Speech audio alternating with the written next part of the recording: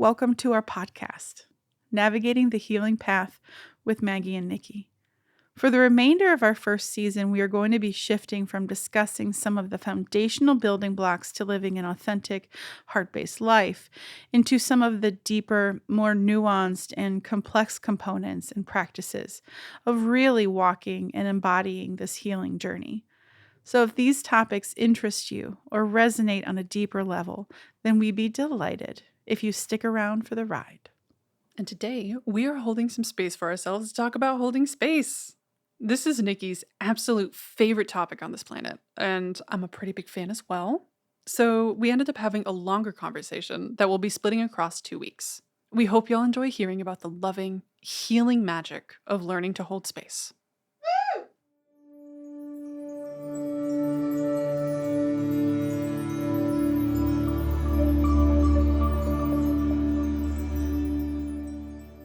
Hi! Welcome. Welcome! So excited to be back. Yes. Yes. Nikki is beyond joyous. This probably won't be in the episode, but she just described herself as a kid in a candy store or a toy store. Or an art store. One of those three. And why are you so excited? Because I get to talk about holding space. There it is. Woohoo. I love it. Mm-hmm. You know this about me. That is one of my favorite subjects. You are so pumped right now. It's. Can you feel it? Yes, I was about to say it's so physically hot. Tangible. Like seriously, I all of a sudden just got so hot. Like all this energy is just like rushing through me. Oh, I'm so excited. I fucking love holding space. And it shows. I can't wait to see how this conversation unfolds. Me too. This is fabulous energy to be in. Wonderful. I'm so glad you appreciate it. Yeah.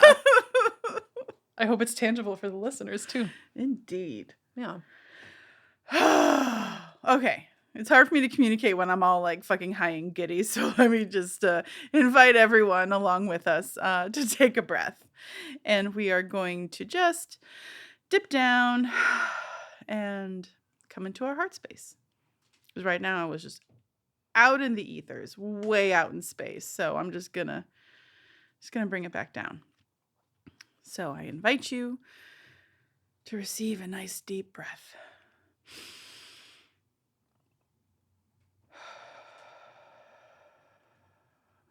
I'm bringing your focus and your attention down into the heart so that you can receive anything that you need to receive with love and kindness as we begin to discuss holding space.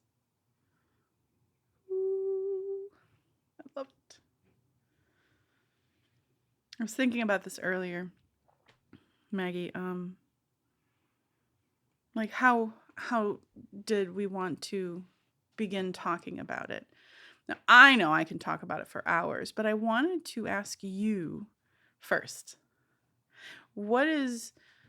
How would you best describe holding space? Like, what is that for you? I was not expecting this. I know. Holding space for me means removing or allowing the mental noise, like judgments, analysis, anything like that, allowing that to step aside and to become very present in your body in the moment. So that way you can share that presence for the other person or people in the room, and to be able to provide a space of neutrality to take in, not to hold and not to carry, but to temporarily take in and be with the feelings or the thoughts or the energy of the other person. End of transmission. I think you did a good job encapsulating so many of those concepts that we've talked about over the years. I love that you even brought in like neutrality. very important when holding space. I think you got a good picture around it. Cool. I've never had to really describe that in my life. Cool. I love these So, opportunities. Yeah, finding new words. Yeah. The way that I look at holding space. Yeah, please share literally all of the information. I love hearing you talk about this topic. I first heard of this topic from my transformation teacher when she just taught a whole group of us just how to hold space for each other. And it's really a lot about listening. You give the person you're with all of the space for them to be themselves. So you have no need or agenda. You're present, like you said, to what's there in that space. Mm-hmm. And it's great to position yourself in neutrality because then you don't influence what they're going through unless they directly ask you, like, hey, what do you think about that? Do you have any advice? Otherwise, it's really beneficial to let people look at their own stuff. It's funny, I want to go backwards. It's interesting. Okay. Backwards in time. Yeah. Okay. Yeah. I've always been a really good listener, right? As part of like my coping mechanisms of survival and codependence. But it's also really natural to me to like connect and with my empathy and feel them. And it was through my observations growing up of being a good listener and eventually going to college and learning psychology and getting a background in that and understanding how the mind works. What I started to observe myself and what I resolved to do, I'm like, if I ever became a therapist, I knew then I would never tell anybody what to do. Because what I observed was when I took myself out of it and I just started asking them questions, bringing the light, right? And just listening and asking questions, they would always find their own answers. And I loved that. I'm like, I don't know why there are therapists out there or psychiatrists out there telling everybody what to do or what their problems are, or they have this diagnosis. I mean, that never really resonated with me. Mm-hmm. I really enjoyed, I didn't even know that's what I was doing, but I was always just holding space. And then once I got into my transformation classes, and she put labels to these things. And this is how it's always been. Like I've gathered all this information and insights, and then all these teachers and mentors would come into my life and be able to help me categorize and filter and outline and like bring it all in so that I can understand what it was that I was doing. I took an interpersonal communications class in college, and I love this exercise. I don't know if I've done it with you. I've done it with other people. But there's a practice where you take turns listening. One listens, one speaks. And the other person who's listening cannot make one sound. They can't make a facial expression. They just have to listen.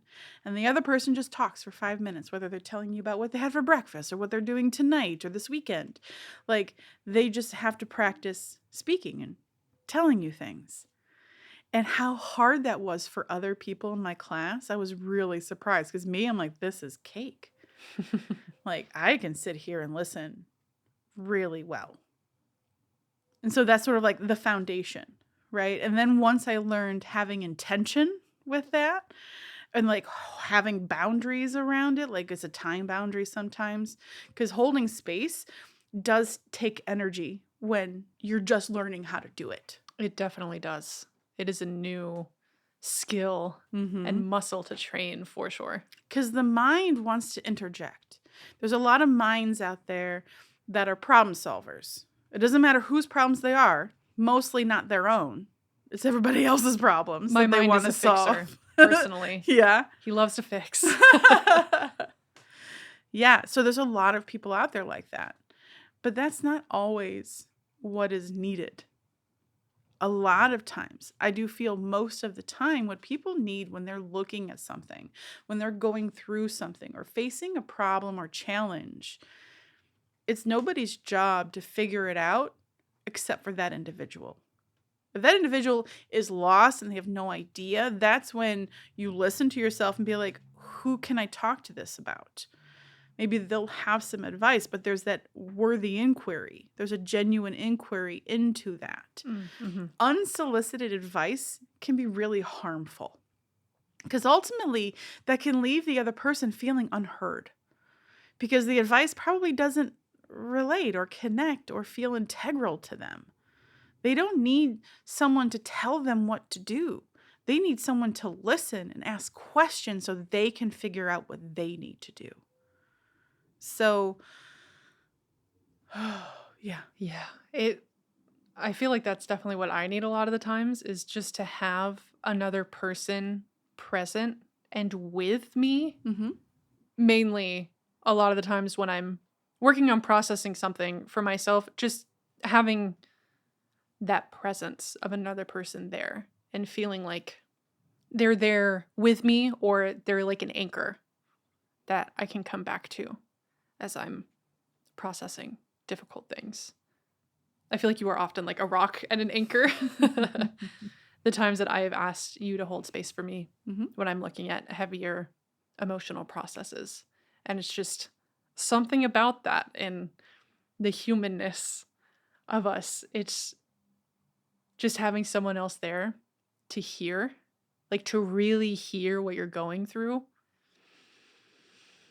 They don't even have to say a single thing, but just being there, it just makes the world of a difference. It's so comforting. Yeah. There's so many gifts in learning how to hold space.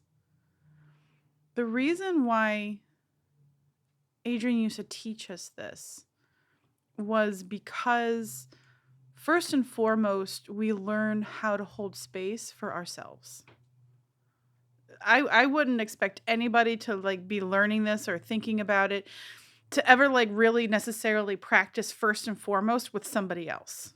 That's so interesting because I feel like I learned to do it for other people before I ever learned to do it for me. Sure, that's how I learned to do it as well. However, when like where I'm coming from, like on the healing path, like let's just say somebody's like waking up and like, oh my gosh, I need to go to a therapist. I have to heal. I have to do this thing.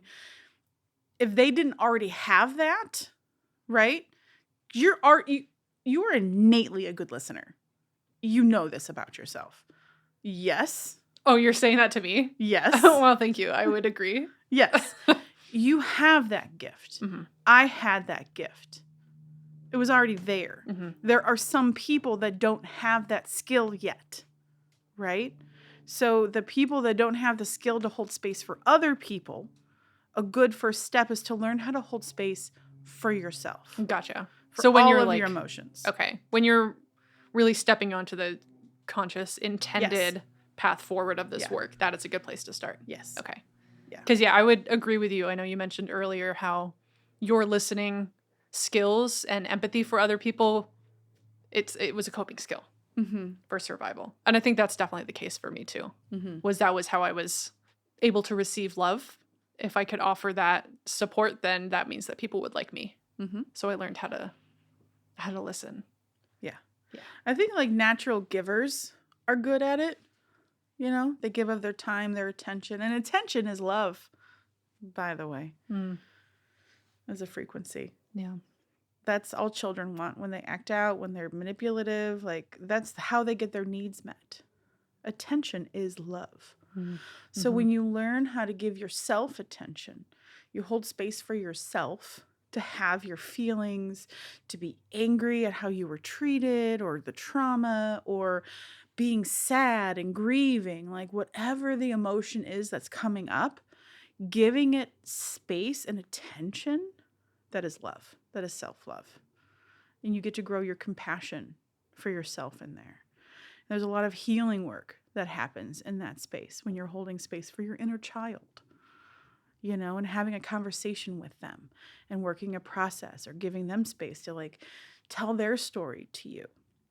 So It's an inside kind of job. But then as you grow that space within you, right, as you offset, you release the harm or the programs or the burdens or the emotions that you've been holding on to, when you're able to release that, you create more space within you for the joy. And so as you do that more and more and more, that space eventually grows outside of you. And then that's just sort of what you carry. That's just sort of like what you are. And then other people, you'll notice, will begin to respond to that. When people come around you and they just start telling you their life story and they just feel like, I'm so comfortable around you. Wow, what is that? Like, this is really, I'm not used to this. You know, like this happens a lot. That's holding space. This is how I started to like learn how to, one, use my own gift for myself. Because, like, I'm willing to do all of this for other people. I will share my light with other people. I will ask my questions and help them come to their own insights. Like, this was easy peasy. Like, let me just do this for you. But then giving that to myself, I'm like, what the fuck? No, I'm going to go distract and eat and do all these other things. Well, that's not nice for me to feel that way. So that was part of my medicine.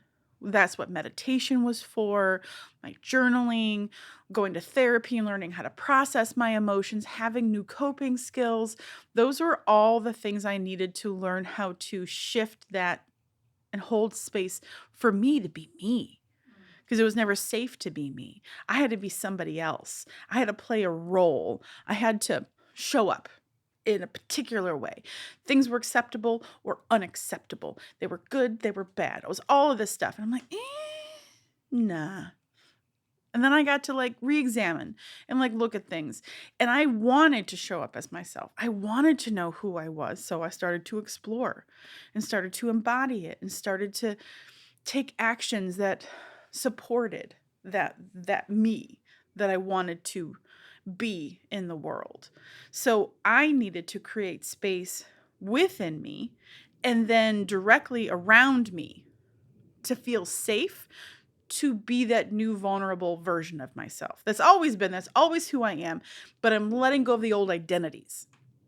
So that's why the boundaries are really helpful and handy as a tool, because if there's somebody who comes into your environment who's judging or blaming or shaming or any of that, that's going to affect, that's not neutral. That's harsh. That's low vibration. That's fear, right? And that's not where I'm vibing anymore. Like I can be with fear. I could be with anger. I just don't want to live there, right? I can make visits. I can visit people in their darkness. Totally fine with that because I'm not attached. But for me, I needed to create space around me for me to be me and love me. That was part of my healing journey. Still is. Still working on. Love myself a lot though. And so part of that was creating boundaries for yourself. And I also would assume allowing or only letting certain people into your space. Who are respectful. Yeah. Yes. And that can also perhaps offer you space. So if you carry that space, if you hold space for you to be you, right? And as you expand your energy, your field, your awareness, your consciousness, whatever, as you expand and have this space around you, anybody who is allowed to enter that space has the same permissions to be themselves, to be authentic, to speak their truth. So your frequency, your resonance, your beliefs, all of that is influencing the space that you hold. And whoever comes into it gets the benefit of that space, which is why it was important for me to be grounded and in alignment with my core nature of love and light.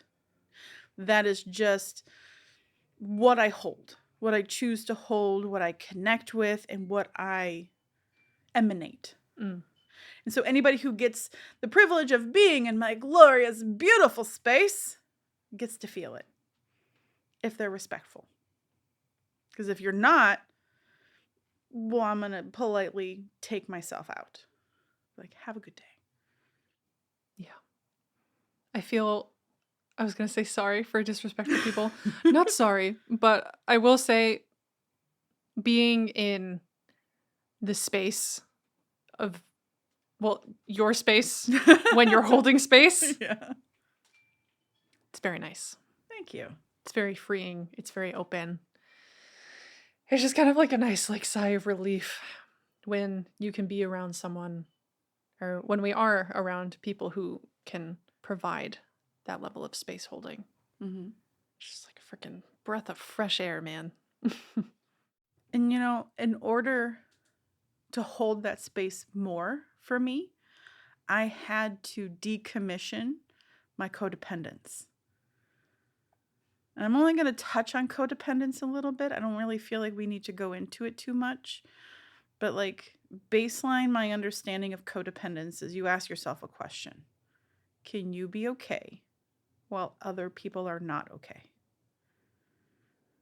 That was so hard for me. Oh my God. Yeah. That was a tough one. Oh man, that's a whole process of like decommissioning a codependence program, but it was a necessity to be a healer.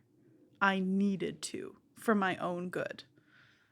So that is the neutral space. I've learned to be okay while somebody else in my space is not okay. So I kind of feel like describing the work that I do as a way to describe for me what holding space is for me. Sure. Is that okay? Yeah. Unless you have a question. I do have a quick question. Yes. When you were talking earlier about Adrienne, what would you describe her as? Transformational teacher. Your transformational teacher. When you were practicing holding space for other people in the group, and you mentioned the not even having facial expressions. That was college. Oh, that was college? Yeah. Okay. That was an experiment in college. Okay, gotcha. Well, I was going to say that is the one piece I think for me with holding space, and I'm just curious if this is maybe a touch of the codependence pattern, or if it's just a natural part of being there with another person and empathy and wanting to give. Yeah, I guess it's maybe that. That was the gesture with your hands. You were like, yeah, that's true. Like holding, giving, something in that realm. But when you said that, I was like, I would have a very hard time not even having a facial expression, because I feel like I want to like be there with a person and to validate that what they're going through is. In group we just weren't allowed to crosstalk, ask questions. Like when she was working with one particular person, because she'd work with everybody in turn, the point was to watch. The whole exercise for that class was you get to watch people's programs, you get to watch their mind, you get to watch the teacher working with them and the process. You get to feel in your body what resonates and observe. So it was like, can you be quiet? Can you just watch? Can you let that person have their interaction with the teacher? Is providing a facial expression in response to something that someone is sharing, is that a lack of neutrality? No, because it could be a reflection too. Okay.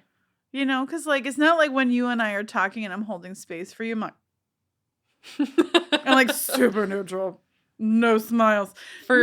She was doing a very like stern, near frowning face. Just to give you guys context. But yeah, no. Like in my normal day, no. The active listening, that was just an experiment in college that we did. Like, all right, you be neutral and make no expression. Don't ask questions, just listen. And the other person had to just talk. And so that was just like a fun like little experiment. Can you do this? Okay, gotcha. But in like my normal day-to-day, I smile, I feel things. Like because I feel things, right? Like in Totally. my body when people are talking or I see things in my mind. And You can so attune to them. yeah, and so sometimes, like, it will delight me or I'll feel the heaviness and, like, my expression will reflect that's happening because that's also part of the work. Mhm. We as humans being a reflection for each other, whether we like what we see or we don't like what we see, you got it. It's Mhm. yours. So that's a lot also why healers have really traumatic upbringings because you need something to heal from. And it gives you a lot of resource or like connection points with other people. You don't need all the same details, but the main things are very similar in resonance. And so, but as you heal all those things that used to trigger you, you get to then use them as tools to know what's happening in the other person or have an idea of what's happening because I'm not always right. Nobody's ever 100% right. But that's why questions are really important. Like it was when like earlier I almost said something to you like when we were talking and then it was like that's not a question. Oh, damn it, you're right. That's advice. Okay, you didn't ask me for advice. Let me ask her a question then. But that's also like what a lot of healers do. They might have an idea of what the issue is. They might know exactly where the issue comes from, but that does not help the other person. Right. The other person needs to come to that conclusion on their own. They need to see that for themselves. Mhm. That's why you just sort of ask the questions. It guides the conversation.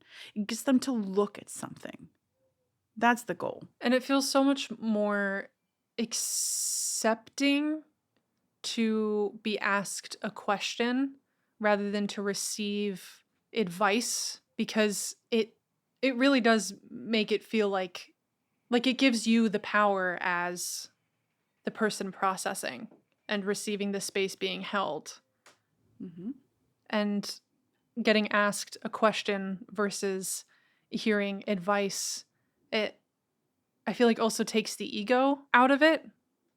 Because I know for me, I think when I get asked versus receiving specific advice or like help or a solution to a problem that I may have, I tend to shut down more when I receive advice versus a question. But the question I feel like empowers me and it allows me to look in at myself and really like affirm or find clarity in what I'm looking at and what I believe. There was something else that I wanted to bring up in this, but it's not quite landing. So, that's okay. I'm sure it'll come back around. Yeah. But questions are great. They Questions are great. they just feel more like a hey, I don't know 100% what the answer is for you. It feels nice to like not have somebody think that they know what's best for you. Mm-hmm. I've read so many books about that, like that have that idea that nobody really knows what's best for you. We were taught different growing up, though, especially my generation, to like not trust our intuition or our feelings. There was never any room for our feelings to be expressed.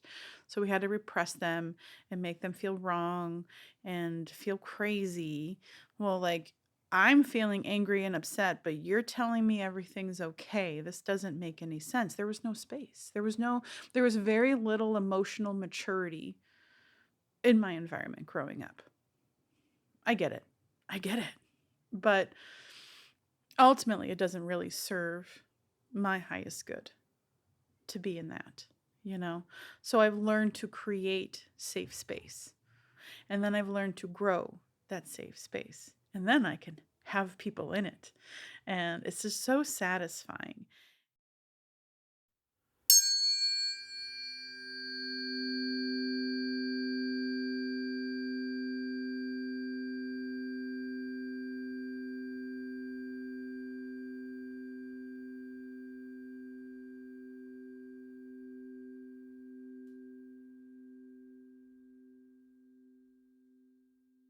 So you wanted to talk about how your healing work is kind of the the layout or a good example of holding space? Is that Yeah. what you wanted to?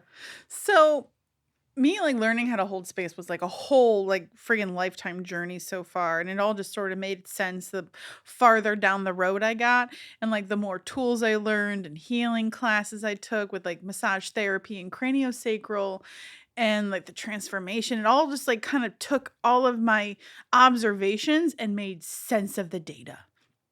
So I knew there was something about me that people opened up to, right?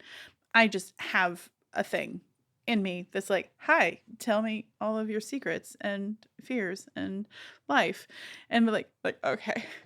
But I was known around my floor because I was an RA a couple of times in college.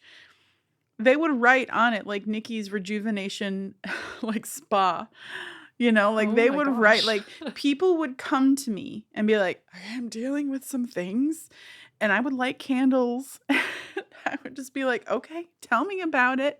And they would talk and talk, and then they'd end up sleeping over because it was really relaxing. And they wake up all refreshed and so happy, and they would go on about their day the next day. And I'm like, "That's really nice. I am so happy that people feel safe around me." I got a lot of value and joy out of holding space for people to have their feelings, to validate them, something that wasn't really done for me, I got to do for others. And then down the line, I learned to do it for myself, which was game changing. If you want to be a better giver, you have to become a really good receiver. You can't just give, give, give, give, and then be like, "No, I'm good. You don't need to help me. I'm good. It's fine. I could do it." No, because then you're denying that other person the joy of giving that you love so much. So don't be selfish. Let them help you if you need it. We get to take turns, like it doesn't always need to be out or doesn't always need to be in. It's a balance of give and take, or give and receive I like to use instead of take. Take seems like meh. Give me take that. But Yeah. receive support, receive love. So as like a healer and as I went down this path, I became very intentional. I became very focused on creating that space, not just haphazardly like just an isness. Like I became very conscious and I brought that self-awareness piece around it so that I was intentional and manifesting and so that I knew where I was coming from. It was sort of grounding and anchoring for me to know that because one of my fears was hurting people with my truth. Because I would ask a question and then someone start crying. I'm like, "Oh no, I did it again." I'm hurting somebody by asking them this. Like they're clearly hurting, but it wasn't me that hurt them. I just sort of poked at it or looked at the scar. It became very important for me to know, to feel, to embody love.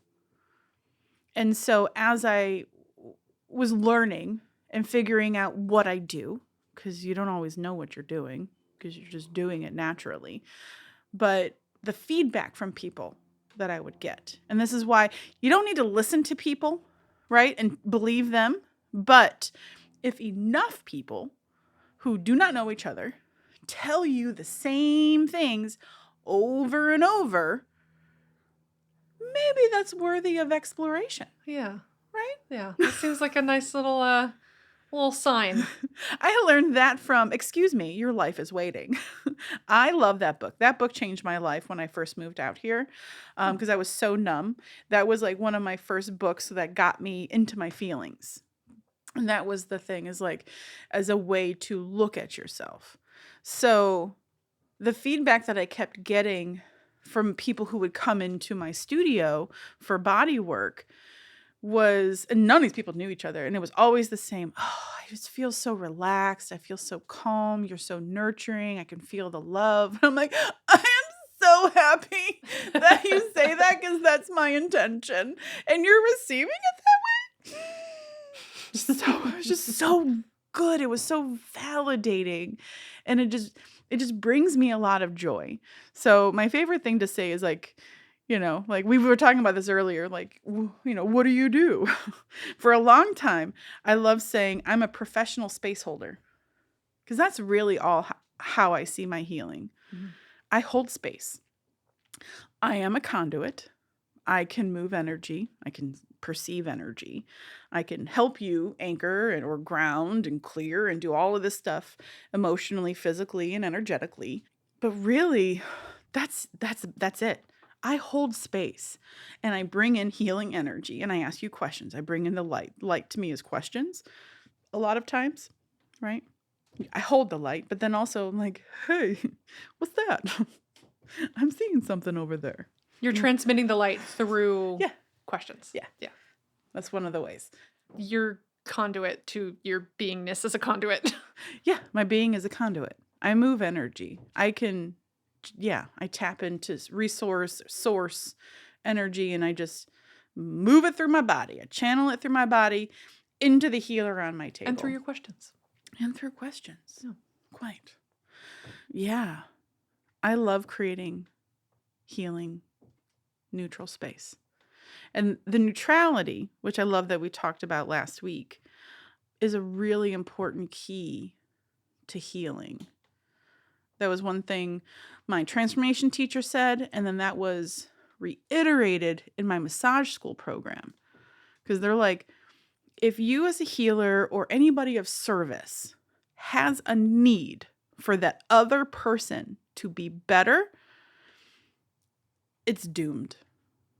You're gonna that's not a good recipe.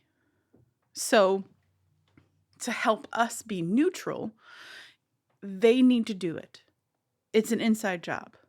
I'm going to hold the space. They can receive the healing energy or they can rebuff it. You know what I mean? But that's also why I have boundaries. I mean, like, if you want the energy, you have to ask, you have to balance by paying for it or trading me or something. Like, you have to balance it because I give, you receive, you give, I receive. You know what I mean? Like, it goes around. But also, if you pay for something, you value it and then you actually receive it and use it. That's like a good key for it too. That's why I had to let go of the codependence because in the past, I needed everyone to feel better so that I felt valuable. Yeah. And that's a recipe for disaster. And that messes with your mind and your own self-worth. Whether or not somebody heals or not is none of my business. What people think of me is none of my business. I know what I think of me, and that's all that really matters. There's so many books about this. Like Eckhart Tolle is coming to mind. Like there's so many wonderful authors out there that can help people learn how to investigate themselves and get to know themselves and, let go of their programs or even identify their programs. But learning how to hold space for people is one of the best gifts that we are. And that's why, like, I love teaching people that. You are innately gifted by just being you.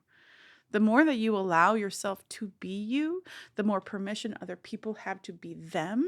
And if we could all just be ourselves and not need to control anybody else, that feels joyful. It does. I remember that piece of not trying to make somebody feel better when you're holding space for them. I remember that being or feeling like a difficult challenge for me when I first started doing meditation work with you and looking at my own codependence.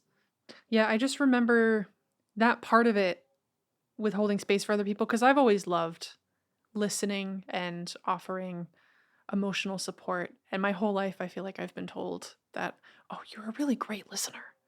Like, wow, thank you. And I'm just like, got you. But I also have that desire to fix and to find solution and to quote unquote help as much as possible.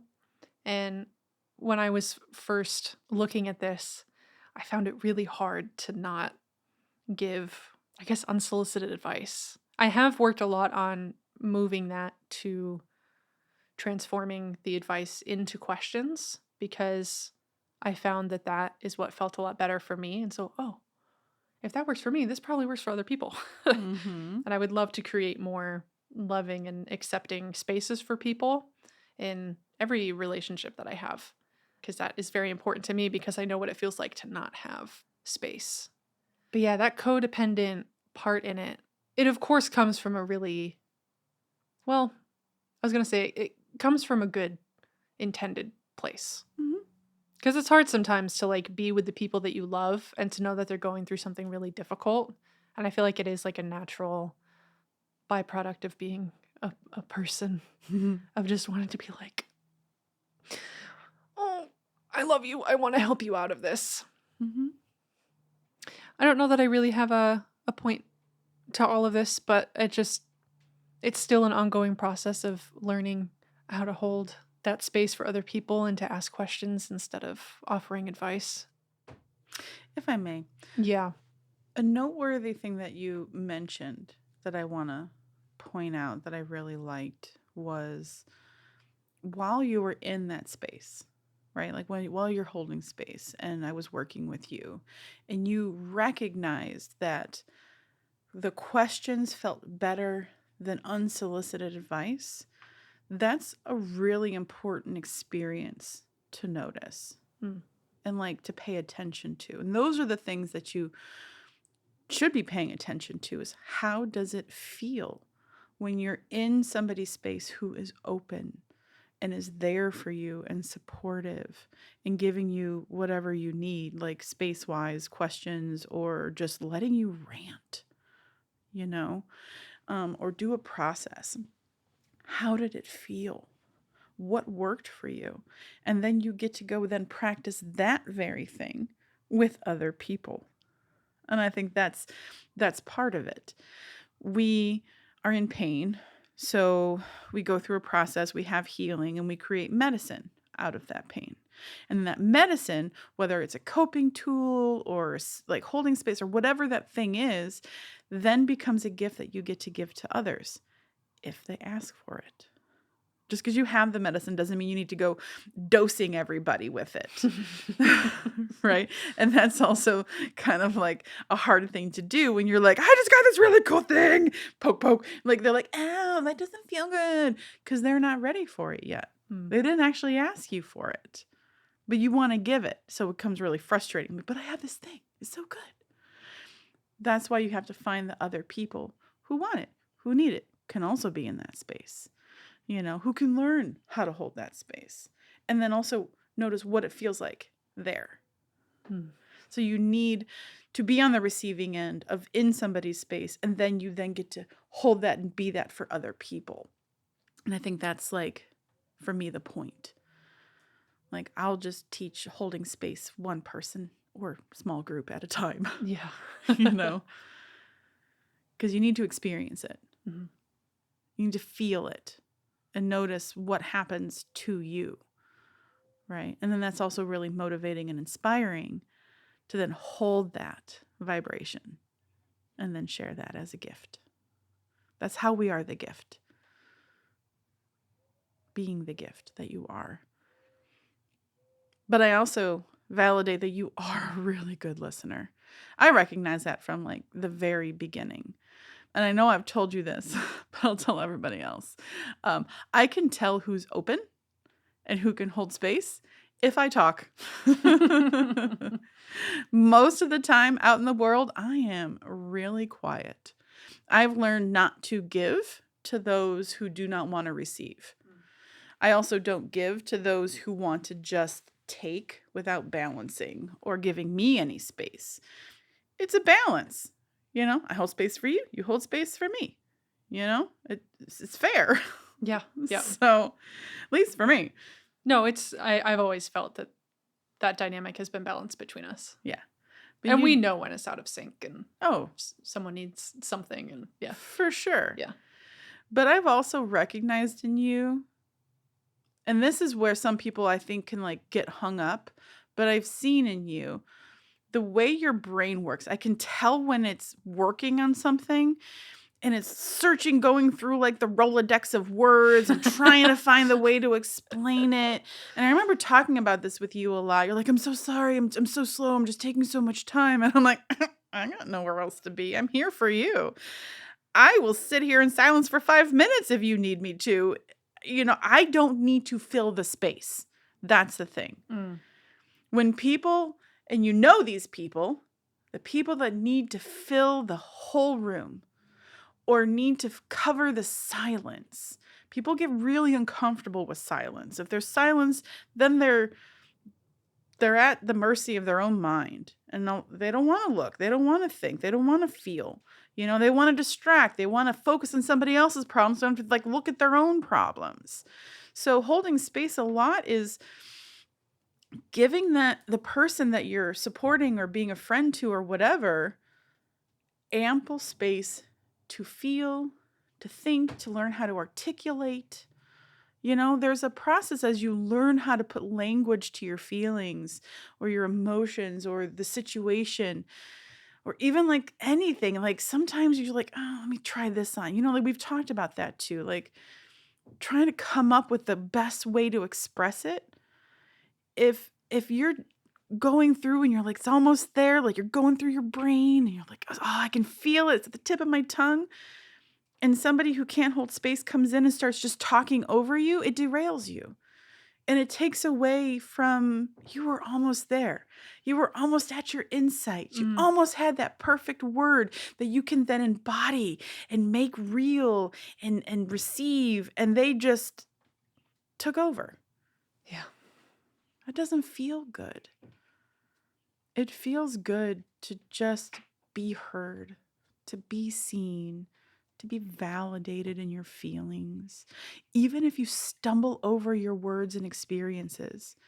Because if you didn't grow up with the practice of even talking about this, you're going to have to learn. You're going to fall down. You're going to stub your toe. You're going to get it wrong. So you'll say something, you're like, no, that wasn't quite it. That wasn't it. What is it? I'm going to look again. I'm going to feel again. And then it will come. But if somebody that you're with can't hold that space, they can't be neutral, they can't be quiet, they can't keep their need out of it, then it's not going to be as beneficial as we would want it to be. Yeah. It's a real gift to be in somebody's presence who can't hold that space.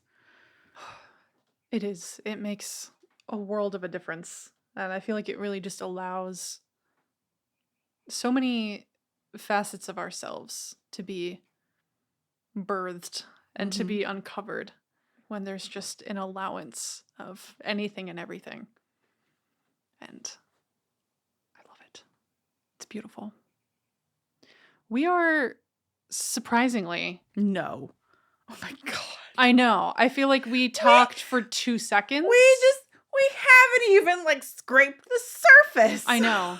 And I think one of the main things that I would really love to talk about is looking at learning how to hold space for yourself.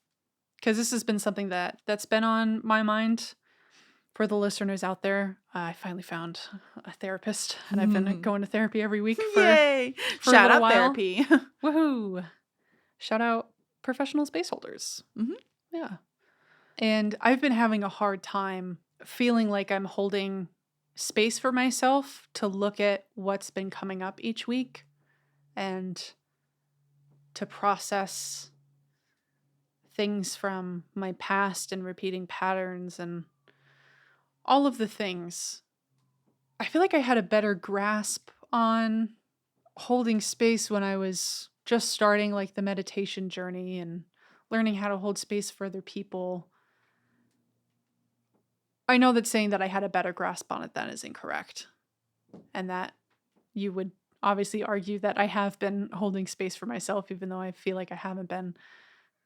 But yeah, I would love to dive into a deeper discussion on the tangible aspects of learning how to hold space for yourself, because I know it's the same for you. It's so much easier to hold space for other people, to remove yourself and any sort of problem you may be going through, and just to be there with someone. because that I know fulfills both of us so deeply. Like I also holding space since we've started talking and our relationship over the last 3 years and how that's evolved. 3? 2? 3? 2? 3 at least. Sick. Time flies. It sure does. But holding space was a new term Mm-hmm. for me. And since I've heard you talk about it and you sharing your joy with it, it's lit something up within me. And I'm like, yes, that is what I never got. That is the thing.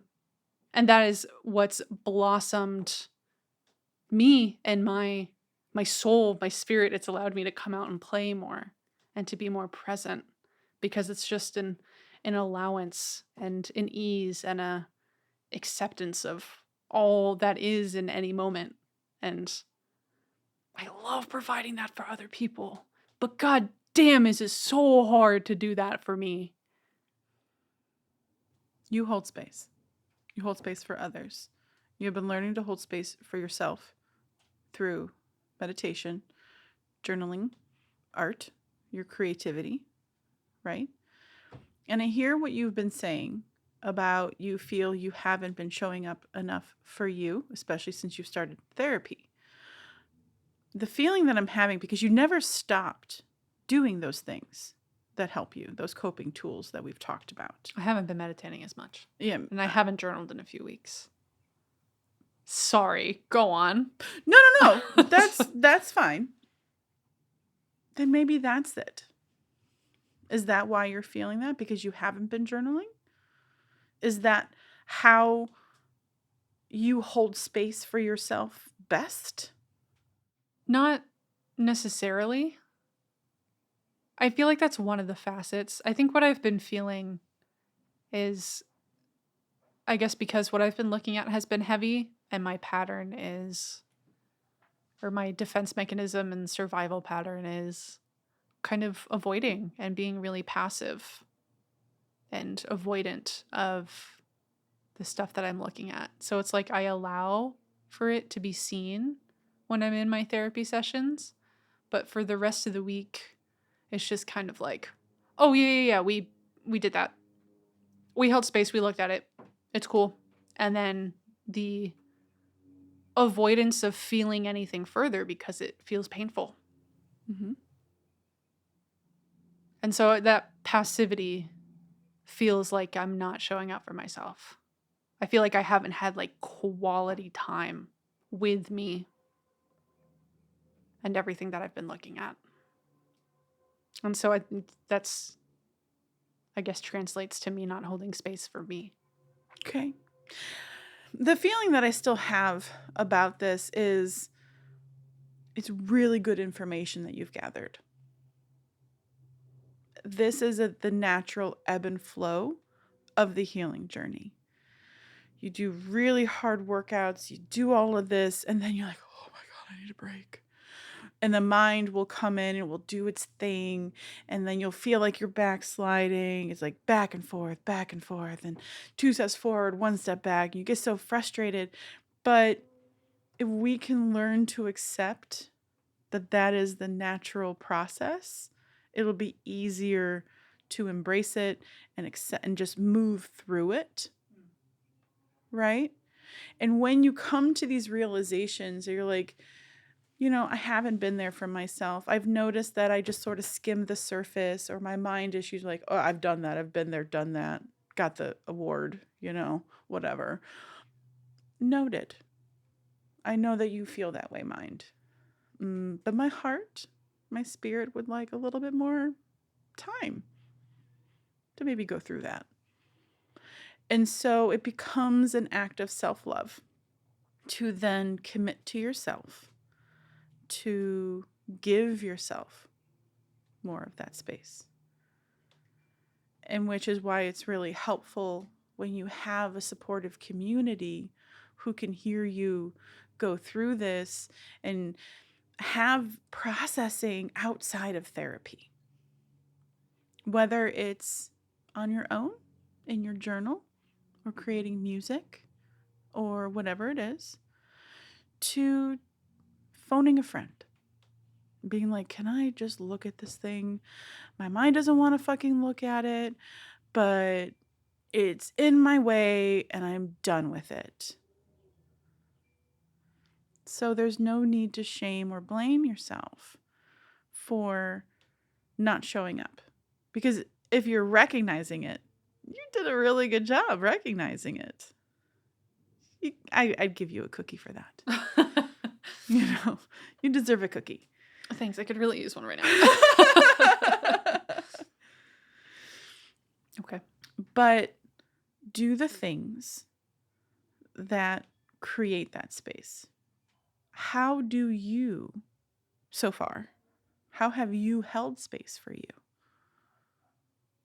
What feels good? What does that even look like? Like in general? Like I can see it from like you for others, right? Got that. That's clear. But how have you held space for you so far?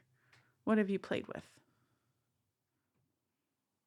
Meditation to me feels like, my mind wants to say it feels like the purest form of holding space, or just sitting in silence with me. Mhm. And that's probably just because that's how I hold space for other people, is really grounding and being present and just sitting with and being there for what people are going through and what they're saying. What happens after your meditation? You've told me oftentimes, but what ends up happening when you're done? It depends on The day. the day, what my meditation was, what I was looking at. But I always feel better. I always feel more grounded and connected, and an eminence of love Mm-hmm. and acceptance. There's more space Mm-hmm. within me after I meditate. Mm-hmm. Because your body automatically releases stress. You've trained it to like ground, to release the emotions. So yeah, you're creating space inherently just through meditating. But don't you tend to do journaling before or after meditation? Why do I feel like you've told me like you tend to journal after? Or are they different occasions? They can be different occasions, and sometimes they go together. I think what you're thinking about, there was a time where I felt like it was helpful for me to get all of the mental clutter out of my brain through journaling, and then I would meditate afterwards. Okay. And that helped just initially clear the system, and it made it easier for me to be present with myself and my feelings, because the mental aspect of things was, I held space for the mental, and I guess the meditation is holding space for the physical and spiritual. Yeah. God, thank you for your questions. I'm sure that there's more, but I heard myself saying all of that, and I'm just like, this is why questions are great, because I'm like, oh, I forgot about that. I forgot how that worked for me before. Mm-hmm. Good idea. That could be a great supporting tool for myself at this point in time. Mm-hmm. Is to go back to that and try it again. Yeah. Yeah. And that's why experimentation is really great on the healing journey. You just meditate, great. Just meditate, go about my day. Woohoo. Go about my day. I'm going to journal. Okay, that was great. What happens if I combine these? What happens if I do meditation then journaling? What happens if I journal and then meditate? Like, see what happens. What do you want? It might change. Ask your body, ask your mind. Do you need to get some things out before I go quiet and I go into my internal landscape and see what sort of healing I can receive? Or do you want to meditate and then channel something and some higher wisdom for whatever problems I'm having? There's no wrong way to do it, but just play. Just try. And I do feel like a fun little experiment for you would be just committing to yourself whenever it comes up organically, or even scheduling whatever you want to do, journal and then meditate. You honor the mind, you see what it has to say. You're like, okay, this is what I'm looking at. This is what I saw from my past. and you're tracking it, collecting the data, noted, and then release what needs to be released, whatever's holding you back through meditation, receiving the resource and the guidance, and connecting to your inner self, your inner child, your higher self, like whatever you're led to do for you. It doesn't actually matter ultimately because you're spending time with yourself. So experiment, see what feels good, and reach out. You have friends that want to talk to you about it. Yeah, that one. FYI, anybody who's in therapy, I recommend having another group of friends that can talk about your therapy. It's really helpful because it's like, I do feel like the therapist opens the can and then you got to go through it or cook it or do something with it. And sometimes you don't know what to do with it. So that's why the healing community is really great, and people that can hold space, not try to fix you, not give you the answers, but just be like, what are you looking at? Yeah. What you got there? I recognize that can. I'm halfway down. Like, yeah. Well, awesome. This feels like a good start into the conversation around holding space. Thank you all so much for joining us this far. Being in a safe, open space can provide so many beneficial feelings and experiences while practicing vulnerability and receiving comfort, as well as the healing opportunities that can happen when we allow ourselves to be seen and heard without judgment or the needs of others interfering with our process. Next week, we are looking forward to sharing more of our stories and experiences with holding space in part 2. We'd love it if you joined us again. And until then, have a blessed week.